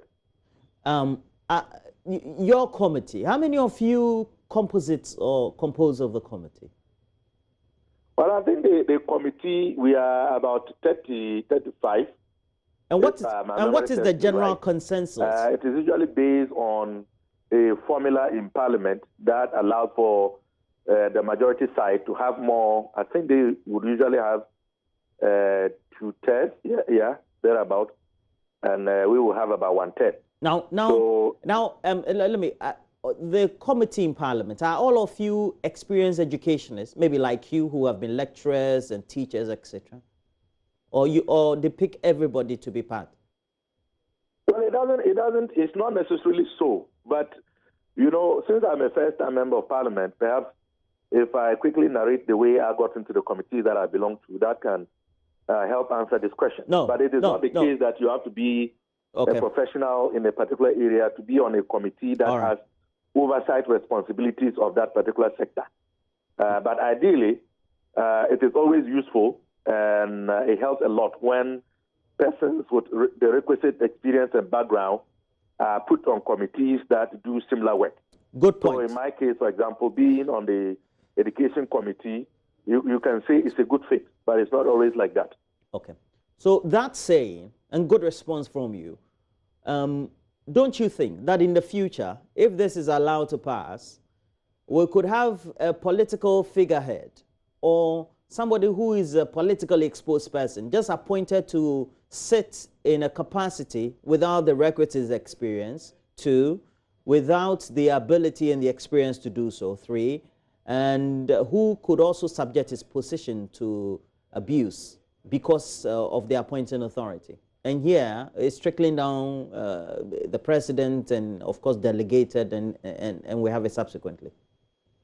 Yes, it's a very real possibility. I mean, you and I know, even in the current status quo, even within the context of institutions where, you know, we need professionals to man them without even creating this clear and direct opportunity for, as you said, politically exposed persons to then be put in such places whereupon they were entrenched and prioritize partisan political interests over the national interest.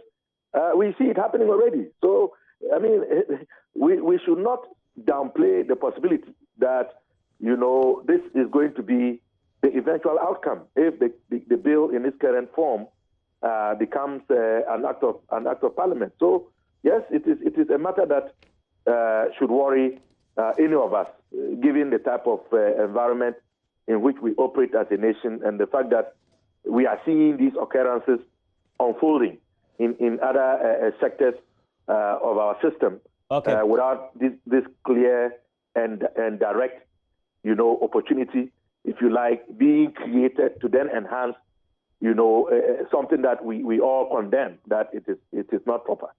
Okay, so if the teachers don't do anything about it, it will just pass through, right? That's what you're saying. Well, very likely, because we are not the sponsors, and I speak to as a member of the minority. So we don't have the numbers in Parliament. We can raise the issues. We can debate them as much as we want. But if the sponsors of the bill refuse to address the fundamental issues that have been raised, they have the numbers, both at the committee level, they have the numbers, both in the plenary, to get it passed. And this will not be the first time that as a minority in Parliament, the NDC, we have raised concerns about issues, and yet, you know, the majority has had its way. So I would want to urge the teacher unions to seriously engage the sponsors of the bill on this matter, because by and large, the minority is powerless in addressing their concerns. We can raise them, we can debate them, but ultimately, It is those who sponsor the bill, which also is the side of the aisle that has the numbers, which is going to determine what the outcome would be. All right. Thank you very much. Member of Parliament for Busa South, Dr. Clement Park. Solu, well, Deputy Ranking Member of the Education Committee. So it puts everything into a head. So it means that you're going to agitate, or what do you intend to do? Oh, currently, when, like I indicated earlier, at the district level, the profession there will be politicized. At the regional level, it will be politicized. As for the headquarters level, it has been done already. And when that happens, you have a professional body which will now become, which will be politicized. And let me also place on record. You see, the model that they are trying to adopt now in UK, they started with what we call they have what we call the local councils. In that local councils, they are giving grants to operate. As we speak today, they have moved on from the local councils to the school system, what we call the trust or the academy system. And in that system, the money that the state has to pay is paid directly to the school. When they were working at the local council, so it's now become a community-based action. Exactly. And if you look at Professor Namwa Mensah's report, same thing practiced in the US too. Yes. And if you look at Professor Namwa Mensah's report, that was a recommendation that was made in the 2002 report. And therefore, what the teacher unions and today what the teachers are saying, Eastern region they've spoken, Central region they've spoken, and soon the rest will be speaking. What they are saying is that the politicization and the current arrangement of the bill is something that they cannot accept. And that must be placed on record. Thank you very much. Thomas Musa is the General Secretary, the Ghana National Association of Teachers. And we also do know that this is just the beginning of many of the related concerns being expressed by the various teacher unions. And, well, as is brewing, we'll also be talking about it. But in the meantime, we also have to tell you about the latest. We'll have some discussions or give you up-to-date information on where we are with the regional contest, the National Science and Maths quiz. But now open defecation is also one of the topmost sanitation challenges, with an estimated 22% of the population involved in the practice. Kojo Yankson will be bringing to us the latest in relation to this discussion. Good morning to you, Kojo. Okay, you can stay on the line, okay? I've got... And we also do know that the United Nations Children's Fund, they have all this with Open Defecation Free Ghana campaign. And as it's moving on, we'll hand over to Kojo with the discussions.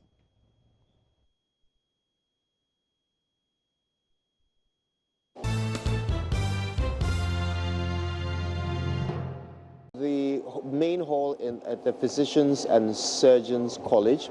Now you can see that it's empty at the moment, well, almost empty, but in a very short while it will be completely full of people who are coming together with one purpose: to end open defecation. Now, an organization that has already made inroads into this this particular mission is the Open Defecation Ghana campaign.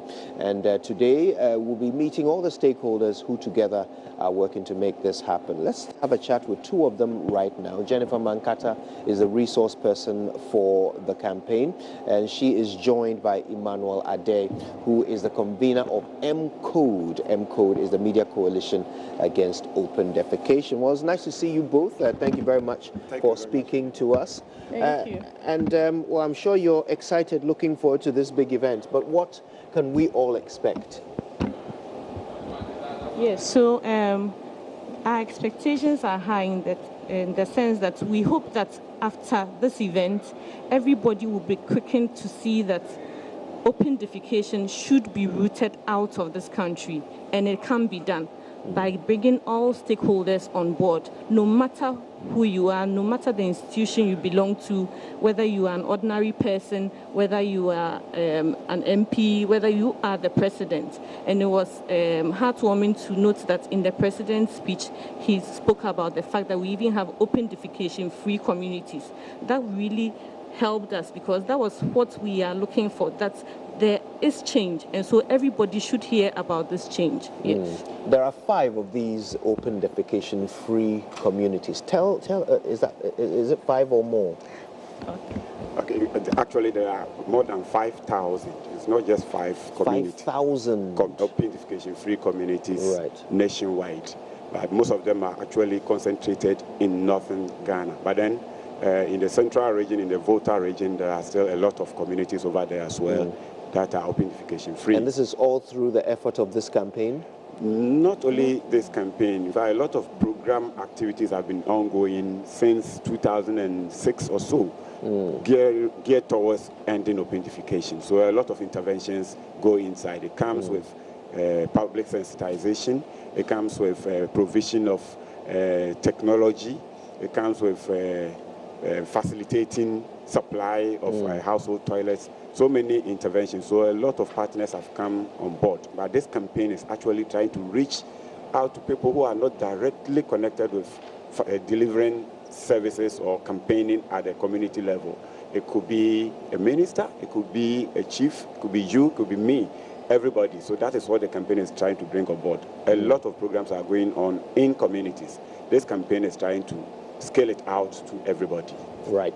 So in terms of this campaign's own achievements, do you know how many communities that this campaign has worked towards turning into open defecation-free communities?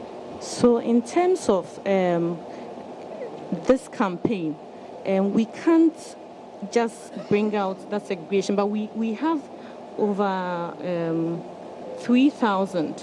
Okay, yes, over 3,000 communities. That you are working in? That we are working in, yes. So we and a lot of these communities, like Ima said, this campaign started in 2017, but already ongoing, there's been so much activity.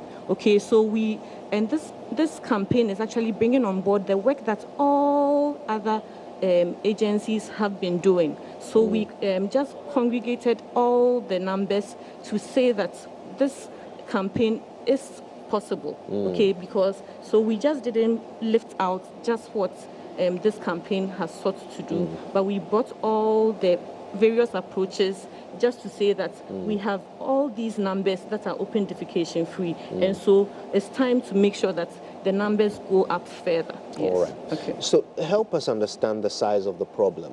You know, open defecation. How bad is it? How widespread is it? And what are the negative effects of it? Yeah, if you say how bad it is, I would say very, very bad, because Ghana ranks among some of the top-ranking open defecation countries, and that alone is image damaging. In terms of percentages, we say 22% of Ghanaians practice open defecation every day. Wow. And 22% of roughly 30 million population, about close to 7 million people doing it every day. So that is the intensity of the problem we have. And the problem is even that even in 1992, it was the same figure, 22%. And now in 2020, we are still talking about the same 22%. And in absolute terms, I would say the trend is even rather increasing, because 22% of the population in 1990, which was about 12 million, was much lesser than 22% of 30 million. So it means in absolute terms, it is going up. But then the good news is that for the first time, we are seeing entire communities that have stopped open defecation. That is the ODF we have been talking about. Open defecation free is ODF. So between especially 2012 and now, that is where we've got more than 5,000 communities, not individuals, stopping open defecation, including an entire district, the Nandom districts. The whole district, nobody practices open defecation. There are almost about 25 or so districts that have more than 50% of their communities open defecation free. There are entire electoral areas, entire area councils, so many of them that are also open defecation free, which means there's a change that has started. And that is why we are doing this campaign, so that everybody that jumps onto this change that we are seeking, and then we all change. Because the moment you and I say we want to practice open defecation, the whole nation will be open defecation free. But then a lot of people have to play their roles. The president has a role to play. the minister has a role, head of institution has a role to play, because if there's no toilet at the office, people might be tempted to go elsewhere. At the market, who is managing the place? Are there clean toilets there? And so on, everywhere. So everybody has a stake. You want to? Yeah, I just want to add, I think you asked about the magnitude of the problem. And I think that for us, sometimes as Ghanaians, we don't see it, till it hits us in the face. And I was joking to someone the other time that if open defecation was like the coronavirus, we would all have been wiped out by now.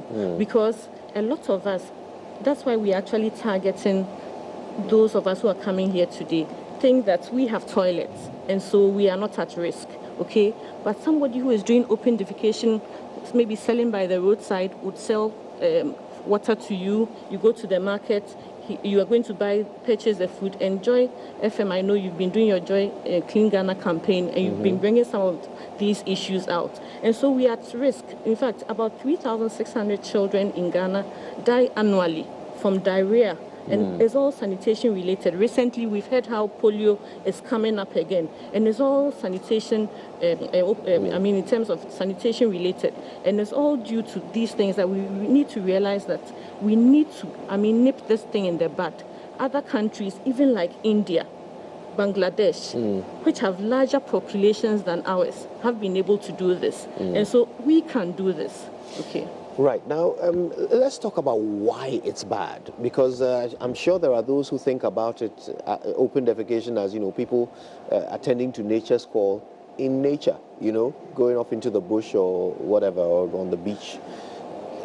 To their minds, human waste is biodegradable. If you go off into the bush and do your business, what's the downside? Why is it not good? Yes, when we say using sanitation, when experts talk about sanitation, obviously they are talking about human waste, that's waste, fecal matter. The other things that we see are solid waste, which is defined as such. Also, that is, but this one is human waste, that is sanitation. It has a lot of health implications, because a gram of human feces, they say, contains millions of bacteria and other viruses. So a lot of illnesses that otherwise would have been preventable are caused by this human waste that we spread all about gram. And they say the average size of normal human beings, like one defecation, is about 128 grams. And each of them has millions of bacteria that spread diseases. It means most diseases could have been avoided if we had cleared these things out of our environment. But then one person will defecate here, and then these viruses and bacteria, and they spread through the air, through the water that flows. They can dry up and be blown by the wind and so on. Then we inadvertently, indirectly inject into our system. So once this happens, you have the health implication: diarrhea, cholera, typhoid. I learned especially typhoid and cholera. If you don't ingest feces, human feces, you will not get that.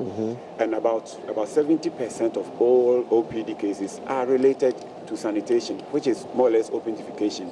Children get stunted when they are infected, intestinal worms that can affect even their thinking or their brain development. All this, that is health alone.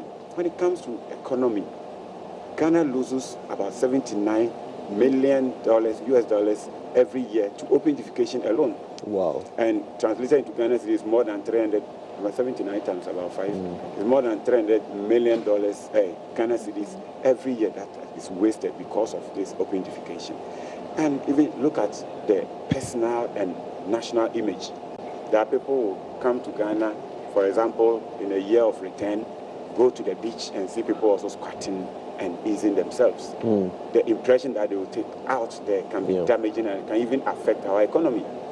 Individually, imagine you live in your house and people visit you. There's an event, people come, they are visiting you, they want a place to defecate, and you are now showing them the way to the bush. The feeling that goes through your system alone is also enormous. So the impacts are many. Right. It affects education, it affects economy, it affects tourism, it affects our health. But we have 5,000 open defecation free communities at least. So how have we done it? how have we been able to get rid of open defecation in some of these communities? Yes, as I indicated earlier, the approaches are diverse, but the most popular one that has actually brought up the change is some approach we call community-led total sanitation. It is a behavior change approach. Instead of going to households and promising them or providing them with toilet facilities, you sensitize them to understand the effects of open defecation and impact it's having on their lives and their livelihoods and why they should change. And on their own, they decide to change. That is the approach. It works like bushfire. But then that is not the only intervention, because once you go and you convince the person, and the person is persuaded, convinced enough to install a facility, what kind of facility is he going to install? Can he afford it? Is it sustainable? Is it even standard enough to also itself not spread diseases? So you intervene with other supply mechanisms, not necessarily providing, but facilitating the supply. There can be training of artisans in the community, so that when you need the expertise, you get an artisan. It can be training of provision of like a financial product. It can be savings and loans or whatever, some kind of financial. They all come in to facilitate the supply. Even promotion of small toilet-related businesses, they all come in to support. And then there is also Okay, so just to add to what Ima is saying, there are other approaches. Apart from CLTS, we have the sanitation and marketing approach, and all these communities we are talking about are mainly in the rural communities. So you realize that when they sense that there's what we call triggering, okay, when they sense that, wow, this thing, and nobody coaxes them, we just tell them the implications of what open defecation is. And then they come to that realization that this is not good for us. So what can we do? They then themselves decide that we are going to build our own household toilets. So we have a mud house. We are going to use mud to build. We are not going to use cement. Okay, so it makes sense. That's how come the numbers have increased. And then we have other approaches to in some of the urban areas that's trying to meet the urban need, which is urban sanitation. And then we have, I think in Greater Accra, with this partnership that we are doing too, we have the Gamma project. Yes, the Gamma project. That's the supply side trying to subsidize toilets so that people in poor, but those are for poor, it's supposed to go to just the low-income communities, okay? The low-income communities are supposed to benefit from that. But then for the CLTS approach, nobody gives these people anything. There's no subsidy. They themselves build. And when they, after some time, we have what we call the sanitation ladder. They start climbing up. Now they want to improve on that facility.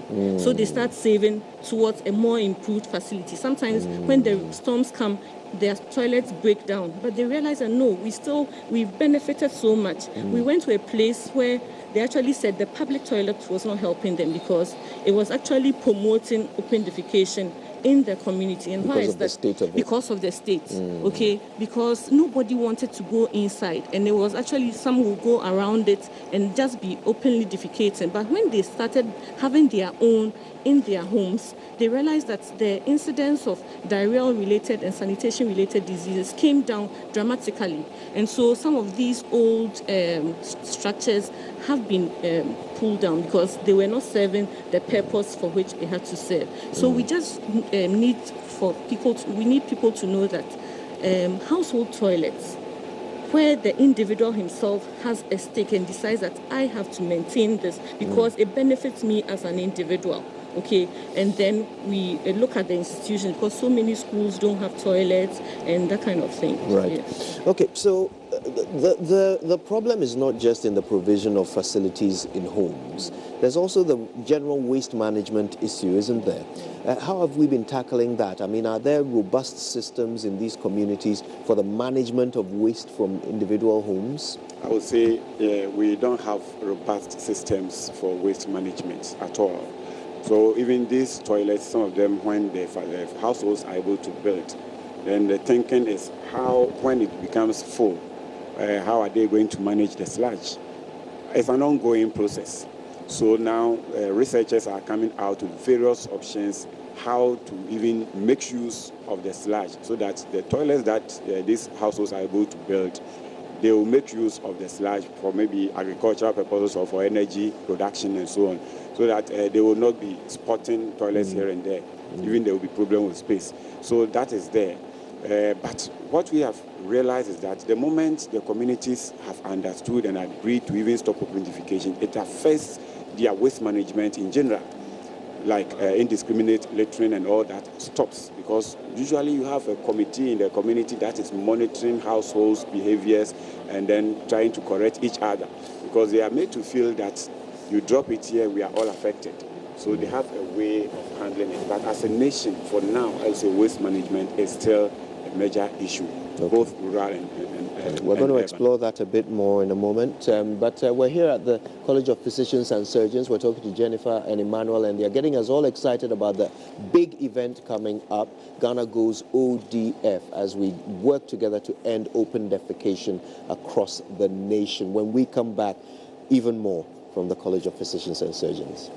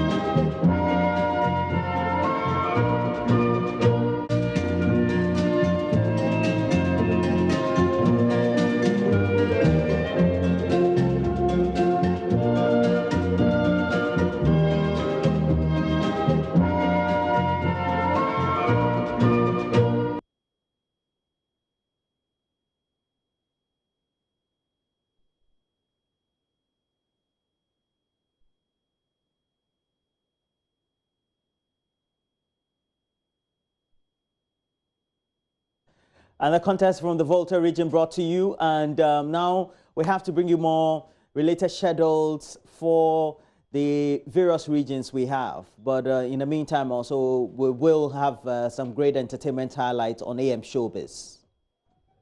After an exciting show of dominance from Our Lady of Mount Carmel Girls SHS on day one, the stakes were high for the remaining 8 slots for schools in the Bono and Bono East regions. Participants arrived from far and near with the sole aim of making it to the national championship in Accra. With 35 points, the dream of Kintampo SHS materialized as they shrugged off competition from Yeji SHTS, Kajiji SHS and Kasi Basahia SHS.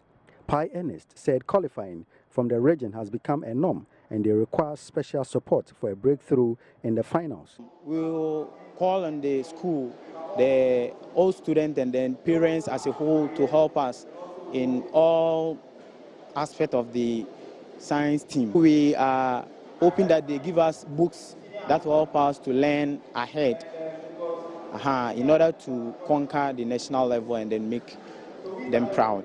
Asante Apia, a tutor, said their aim is to regain the school's seeded status with their 6th appearance at Accra finals. Kentampo Senior High School has been representing the Bruno Ahafo region. But I think 2016 was the last year that we were seeded. But this year, we hope to be seeded because the preparation that has gone into the training of the children has been improved, and then the resources also has also been improved. So we hope to be seeded or at least semi-final at the national level this year. So we expect Kentampo Senior High School. Meanwhile, Techiman SHS, which picked the last slot for Bono East region, said they could have done better. A disappointed Michael Asari is the lead contestant. What we expected, it didn't really happen. Though we've had the marks, we've had the higher scores, but this was not the expectation. You see, when everyone expects you to go higher and then you just let them down. Well, to me, I think I've let myself down. These guys, they also think the same. I think we could have done better. Though we had the answers, but the courage, the effort to put in to bring the answers out was the problem. When we knew that the others were behind us, right behind us, we were rushing. And that's why I think led us back on. Team leader Odro Abrefa admitting to the below par performance seems to already have a solution ahead of the finals. When we were coming, yes, people were tipping us as being the best school to win. So we were expecting to win with a large margin. So you realize, you can also read from my face that though we won, but myself, I wasn't also happy. When we go back home, we're going to do a lot of homework. At least we need to attend to a lot of trials so that it will build their confidence. The Bono regional qualifiers also started today as Drobo SHS narrowly won with 27 points, while Sacred Heart SHS picked the last slot for the day with 35 points. The remaining 4 slots will be decided on Wednesday, with Sunyani SHS and St. James Seminary SHS in the same group climaxing the qualifiers. For Joy News, Precious Semevo, Sunyani.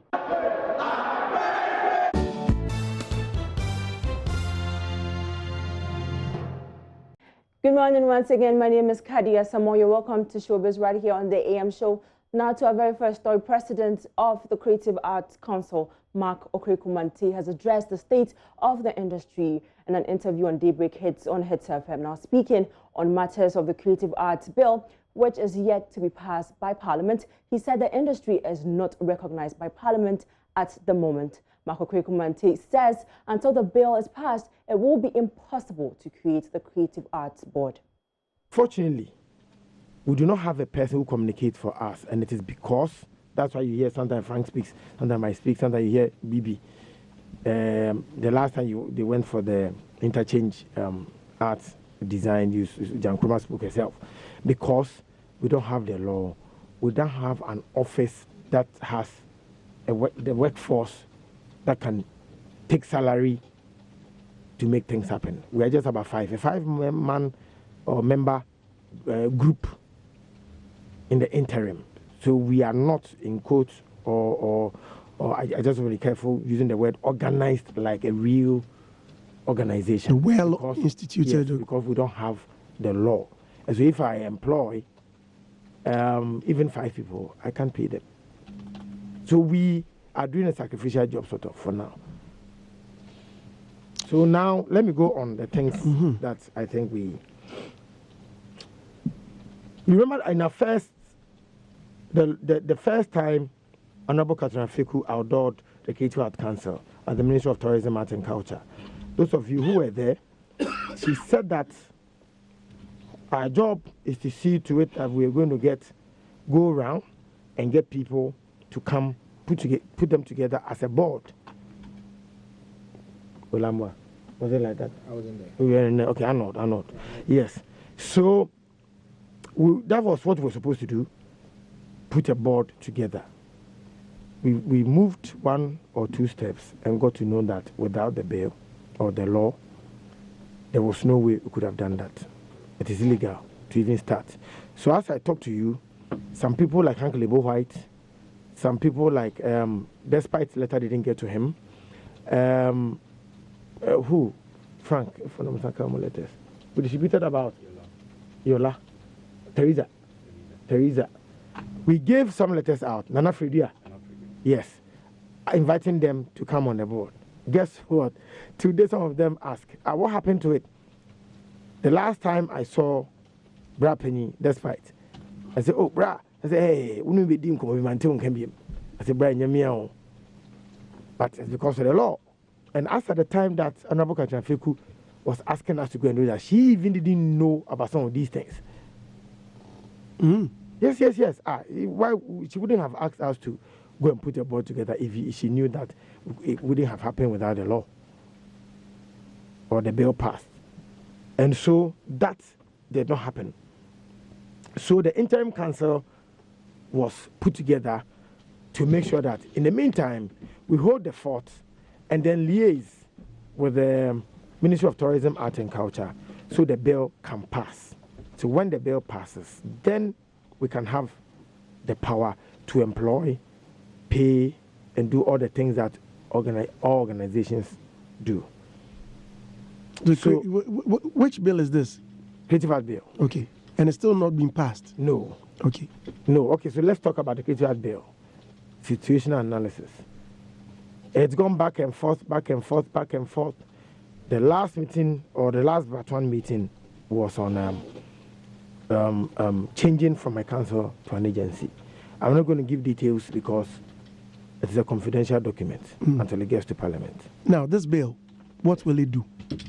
Okay, the bill will empower the president or the executive to put money into the creative art space. That's why in the last speech that the president made, he said that he will create a creative art fund if the bill is passed.